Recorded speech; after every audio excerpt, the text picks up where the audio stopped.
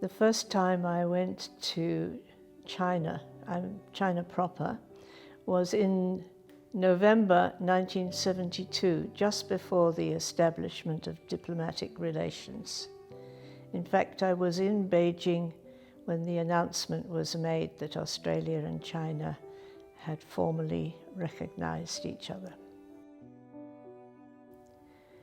Then I went back for the second time in the 1980s when I was in charge of the commercial relationship. And I was Minister Commercial in the Australian Embassy. And that was also a very exciting time because it was the period of China's economic reform and opening up, and there was a lot of interest in investment and joint ventures. So there were some very big projects that we were discussing at that time. And the other official posting that I had was as Consul General to Hong Kong and Macau, and that was in the 1990s, just before the return of Hong Kong to Chinese sovereignty. I wasn't actually there at that time, but there was a great deal being discussed about how this one country, two systems would work after 1997. So I was quite involved in those discussions, and I feel that was a very important time too.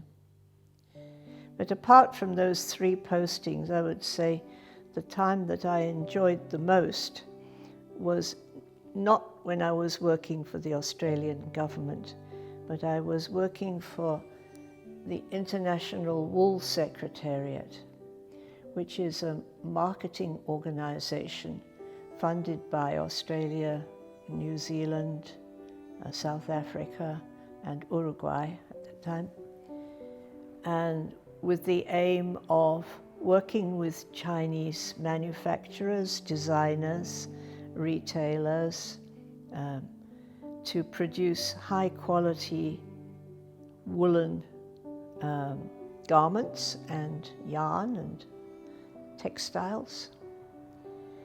And the reason I enjoyed that very much was not because I love fashion, but because I was working hand in hand with colleagues on the Chinese side, and we both had a common desire to do this work, and it was for the advantage of both countries, and that's the most satisfying thing of all.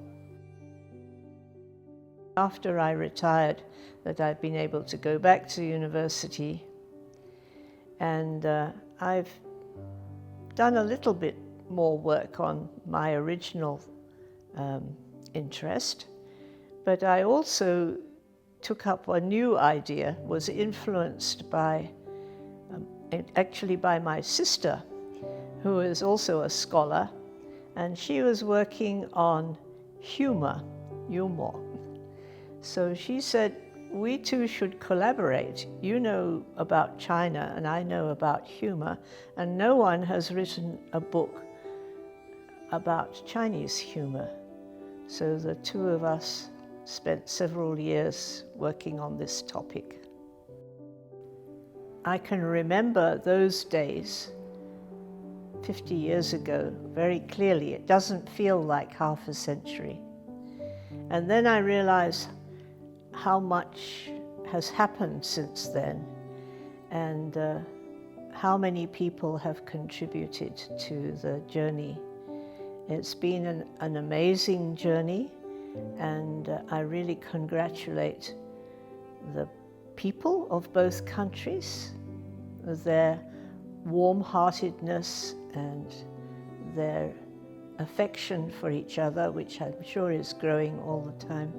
And I'm sure that we can look forward to another half a century, another 50 years of growing friendship and understanding.